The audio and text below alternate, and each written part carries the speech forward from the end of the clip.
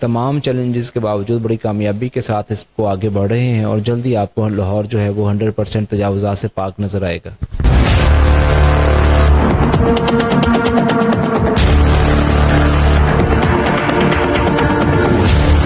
جی بالکل، میرے ساتھ موجود ہیں اے D C finance Mudassar Nawaz صاحب۔ ان سے جانتے ہیں کہ لاہور ڈیولپمنٹ پروگرام کی کیا موجودہ صورتحال ہے۔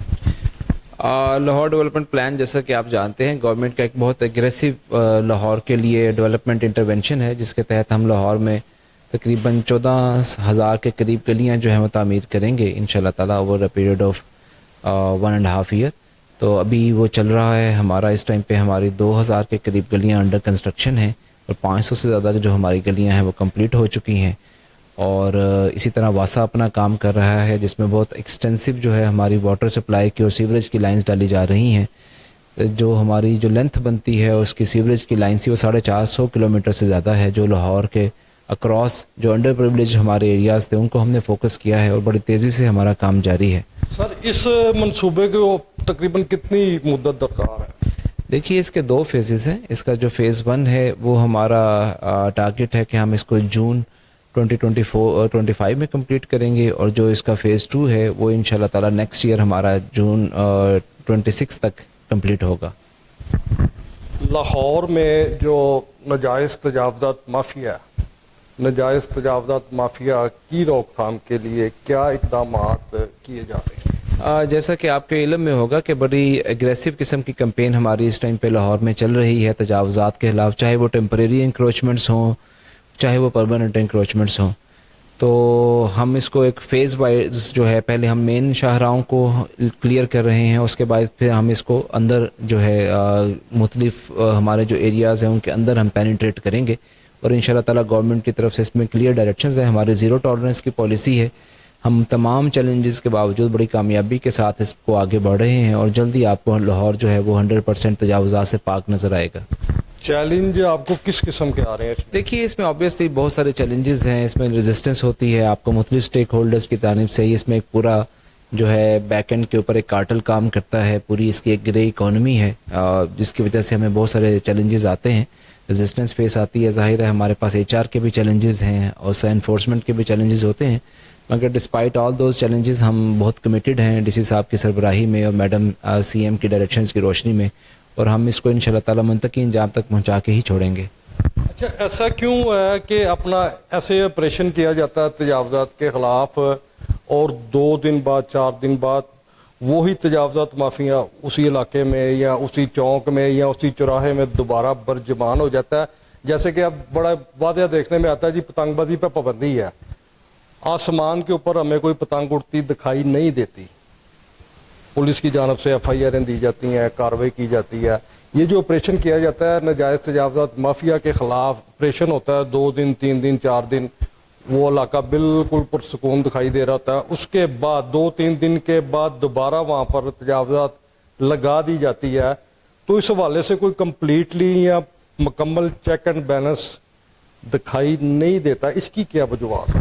آپ کی آبزرویشن بالکل ٹھیک ہے، مگر اس میں آپ دیکھیں گے کہ لاسٹ بہت لمبے عرصے میں ایک گیپ رہا ہے جس میں تجاوزات کے خلاف کوئی ایکشن نہیں ہوا مختلف گراؤنڈز کے اوپر، جس کی وجہ سے اب یہ کچھ بیہیویئرل پیٹرنز جو ہیں وہ تھوڑے سے ہارڈ ہو چکے ہیں، اور اس میں مختلف سٹیک ہولڈرز انوالو ہوتے ہیں۔ ابھی تجاوزات کے خلاف کارروائی کرنے کے لیے جہاں پہ ایک سائڈ پہ MCL کا عملہ انوالو ہے، وہیں پہ ہمیں پولیس کی سپورٹ بھی ریکوائرڈ ہوتی ہے، وہیں پہ ہمارے اسسٹنٹ کمشنرز بھی اس کے ساتھ ہیلپ کر رہے ہوتے ہیں۔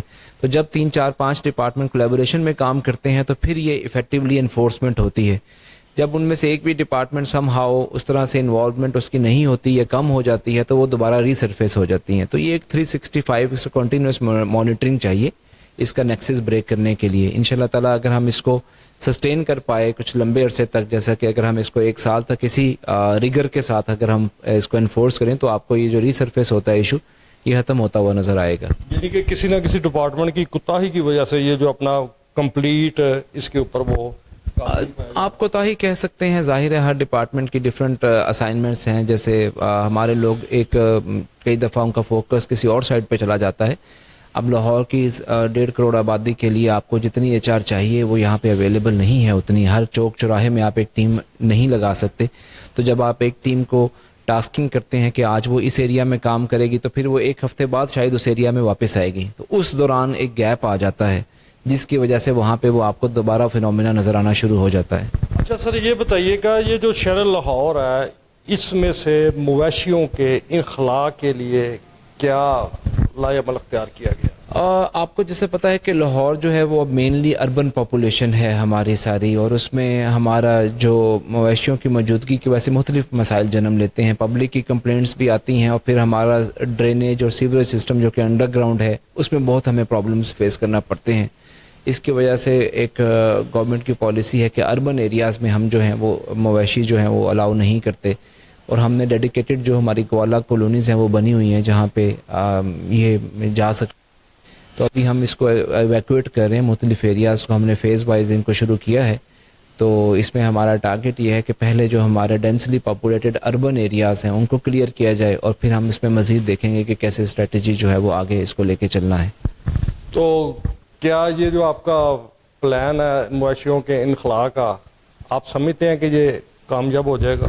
جی بالکل کامیاب ہوگا ان شاء اللہ تعالیٰ. گورنمنٹ کے ڈائریکشنز کی روشنی میں ڈسٹرکٹ ایڈمنسٹریشن جو ہے وہ 100% کمیٹڈ ہے اس کو انفورس کرنے کے لیے.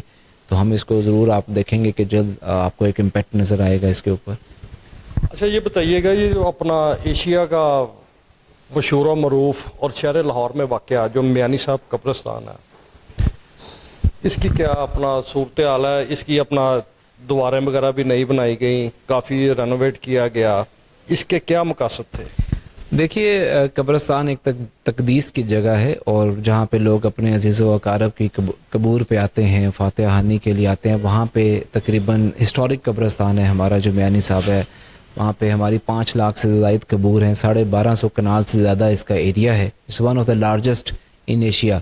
تو اس کی بہت ہسٹورک ویلیو ہے. یہاں پہ بہت سارے بزرگوں کی قبریں ہیں, بہت سارے اولیاء کی قبور ہیں, مزارات ہیں, جس کی وجہ سے لوگ بہت زیادہ تعداد میں یہاں پہ آتے ہیں. یہ ہم نے جب سے ڈی سی صاحب کی ڈائریکشنز کی روشنی میں ہم نے 6 ماہ پہلے اس کے اوپر کام کرنا شروع کیا تھا. اب ہم اس کو سٹیپ وائز مینر کے اندر لے کے چل رہے ہیں. ہم نے اس کی صفائی کو انشور کیا ہے, اس کی پروٹیکشن اور سیکیورٹی کو انشور کیا ہے.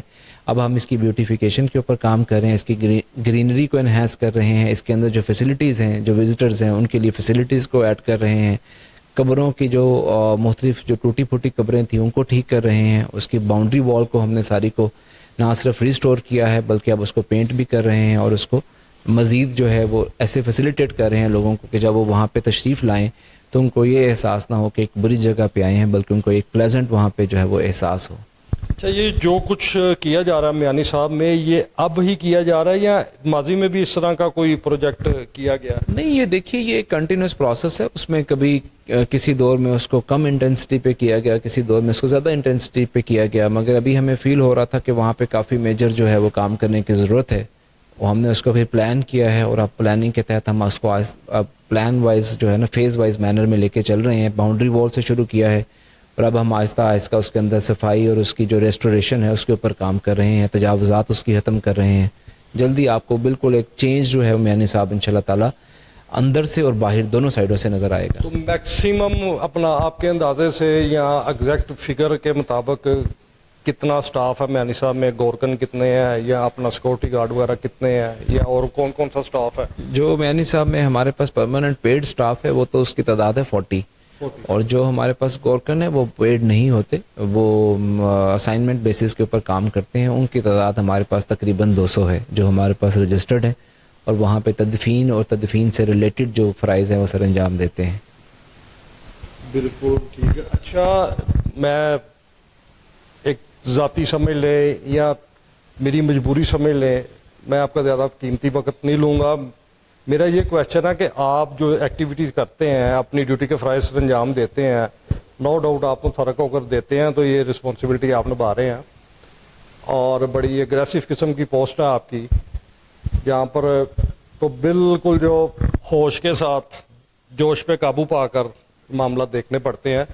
آپ کے اوپر کبھی سیاسی دباؤ آیا ہو؟